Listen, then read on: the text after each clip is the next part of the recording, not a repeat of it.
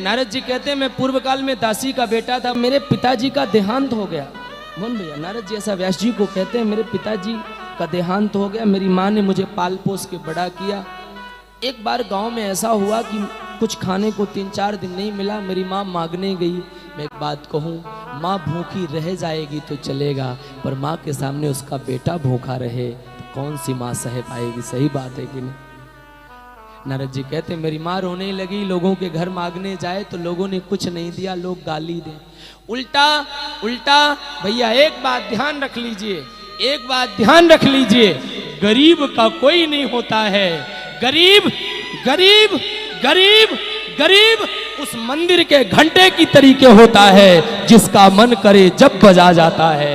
गरीब होना आज किसी आफत से कम नहीं है भैया। ऐसा मैं नहीं कह रहा, ऐसा नारद जी कहते हैं। मेरी घर गरीबी थी, कोई कुछ नहीं देता, लोगों ने मेरे, अब गरीब हूं ना, नारद जी कहते मैं गरीब था ना, लोगों ने मेरी माँ के ऊपर कलंक और लाद दिया। ये कुलटा है, ये पापनी है, ये दुष्चरित्र है, इसको निकालो गांव से। लोगों ने गांव से निकाल दिया। मेरी माँ रोने लगी, मैं भी रोने लगा। मैं छोटा था, 5-5.5 साल का, पर मेरी माँ रो रही थी, इसलिए मुझे नहीं पता था कि माँ का अपमान हो रहा है, पर मैं इसलिए रो रहा था क्योंकि मेरी माँ रो रही थी। मैं सिर्फ मेरी माँ का मैंने आंचल पकड़ के धीरे से कहा, माँ चलो यहाँ से हम लोग चलते हैं, यहाँ के लोग आपको गाली देते हैं। मैंने मेरी माँ का आंचल पकड़ा, हम दोनों गांव के बाहर आ गए। एक जंगल होगा गांव के बाहर, उस जंगल में एक बाबा का आश्रम था। मेरी माँ रो पड़ी, बाबा के पांव पकड़ लिया। माँ ने, बाबा मुझे मेरे भूख की चिंता नहीं, मेरा बेटा मर जाएगा। 4 दिन से बेटे ने कुछ नहीं खाया, बाबा कुछ दे दो। बाबा ने दया करके मुझे भी दिया और मेरी माँ को भी दिया। ऐसा नारद जी व्यास जी को कहते हैं। हम बड़े प्रसन्न थे, मुझे 4-5 दिन के बाद खाने को मिला था, पर मेरी माँ रो रही थी। एक साधु का अन्न खाया है। कभी भी किसी महात्मा के घर कुछ खाइए तो कोशिश करिए कि जितना खाया है उससे ज्यादा कुछ दीजिए। ऐसे नहीं कि घर में हुई खटपट तो चल बाबा के मठ पर उधर बढ़िया दबा के खाएंगे सवेरे शाम, नहीं। कोशिश करिए, कुछ नहीं कर पाइए, धन नहीं दे पाइए तो तन से सेवा करिए। सब महात्मा लोग भोजन कर ले तो आप महात्माओं का जूठा पत्तल उठा के फेंकिए। ऐसा मैं नहीं कह रहा, ऐसा नारद जी खुद बताते हैं। व्यास जी मेरी माँ उन साधु के आश्रम में रहने लगी। माँ सवेरे सवेरे पूरे आश्रम में झाड़ू लगावे और मेरा काम था ठाकुर जी के लिए फूल उतार करके बाटिका से लाना। समय बहुत जल्दी बीतता है। मेरी माँ एक दिन उन साधु के यहाँ चतुर्मासा करने के लिए अयोध्या से कुछ संत लोग आए। चतुर्मासा करने के लिए संत लोग पधारे हैं। 4 महीना संत लोग रहे। चतुर्मासा आप लोग जानते हो, एक स्थान पर संत लोग 4 महीना व्यतीत करते हैं, भगवान का भजन करते हैं, उसको चतुर्मासा कहा जाता है। मेरी माँ चतुर्मासा में महात्मा 4 बजे जगे, हमारी माँ उससे पहले 3:30 बजे जगती थी। ये नियम होता है। आपके घर में कोई साधु संत आमे तो ये ऐसा नहीं है कि साधु बाबा 4 बजे जग जाएं और घर वाले 6 बजे तक खर्राटा मारे। अब बाबा बड़े चक्कर में, हे भगवान, कोई साधु महात्मा है तो उनसे पहले आप जगो, ये नियम है। नारद जी कहते हैं चतुर्मासा संत करते, मेरी माँ बड़ी सेवा करती, झाड़ू पोछा रोज करती। मैं जब महात्मा लोग भोजन कर लेते तो मैं उनका जूठा पत्तल उठाता, उनके जूठे पत्तल में जो प्रसाद बच जाता उसको मैं एक पत्तल में इकट्ठा कर लेता और उनके जूठे पत्तल का जूठा प्रसाद खाता। एक बात मैं कह दूं, बात यह है कि जो व्यक्ति परमात्मा का जूठन खाता है तो वो प्रसाद है, पर कोई व्यक्ति किसी पहुंचे हुए महात्मा का जूठन खाता है तो वो प्रसाद नहीं, वो महाप्रसाद है, वो महाप्रसाद।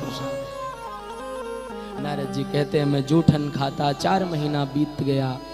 अच्छा, टाइम बड़ी जल्दी बीतता है, बहुत जल्दी 4 महीना बीत गया। बाबा लोग जाने लगे, मैं रोने लगा कि बाबा आप चले जाओगे तो हम कैसे रहेंगे, आप हमें संग में लेकर के चलो। बाबा ने कहा हम नहीं ले जा सकते, हम तुम्हें नहीं ले जा सकते। मैं रोने लगा, बाबा ले चलो। बाबा ने कहा चलो। मेरे को लेकर के बाबा लोग 1-2 किलोमीटर गए होंगे कि पीछे से एक माता जी दौड़ी चली आ रही है रोती रोती। मैंने ध्यान से देखा तो आपको पता है कौन है ये नारद जी कह रहे हैं ये मेरी खुद की माँ थी। रो रही, बाबा को बोली बेटा को ले जाओगे, बाबा बना दोगे तो मैं तो मरी जाऊंगी। पति तो पहले मर गए, अभी केवल बच्चे का सहारा है, वो भी चला जाएगा तो हम किसके सहारे जिएंगे। सबसे बड़ा ऋण होता है मातृ ऋण। कोई भी बेटा मातृ ऋण से कभी उऋण नहीं हो सकता। बड़े बड़े संत महात्मा घर से कोई मतलब नहीं रखते पर माँ बाप को प्यार करते हैं। आद्य गुरु भगवान शंकराचार्य बनारस में रह रहे हैं। आपको पता होगा ये रहने वाले दक्षिण भारत के थे, पर इनको जब जानकारी आज लगी कि इनकी माँ का देहांत हो गया है, आद्य गुरु भगवान शंकराचार्य फूट फूट के रोए क्योंकि इनकी माँ का देहांत हुआ था। नारद जी कहते हैं मैं क्या करूं, संत लोगों ने वापस कर दिया कि माँ की सेवा करो। मैं लौट करके घर आ गया, मैं बड़ा रोया, पर क्या करूं, घर में बैठ के भगवान का भजन करता था। बहुत टाइम बीत जाने के पश्चात मेरी माँ एक दिन सवेरे शाश्वतंत्रा न कल्पासीद योग क्षेममेक्षति ईशस्य वशे लोको योषादरुमयी यथा। एक दिन मैया गैया दुहने को गई है, माँ को सांप ने डस लिया। मेरी माँ सांप के डसने की वजह से मर गई। मुझे जानकारी लगी माँ मरी है, मैं बड़ा रोया। मैंने माँ का संस्कार किया और मैं उसी दिशा की तरफ चल पड़ा जिस दिशा की तरफ बाबा लोग गए थे। कुछ आगे गया, बाबा लोग तो नहीं मिले, एक पीपल का वृक्ष मिला, बगल में सरोवर था, तालाब था। मैंने डुबकी लगाई, उस वृक्ष के नीचे मैं बैठा, आंख बंद किया और गा रहा था, ओम नमो भगवते वासुदेवाय, ओम नमो भगवते वासुदेवाय। भगवान मेरे चित्त में आ गए, ध्यान में आ गए। अगले क्षण भगवान चले गए। मैं रोने लगा, पहले आए क्यों, अब गए क्यों। भगवान ने कहा अभी नहीं मिलूंगा, तुम्हें अगले युग में मिलूंगा। नारद जी कहते हैं व्यास जी मैं भगवान का ध्यान करता करता शरीर को त्याग दिया, अगला मेरा जन्म हुआ तो भगवान के नाम का चमत्कार देखो व्यास जी, ऐसा नारद जी कह रहे हैं।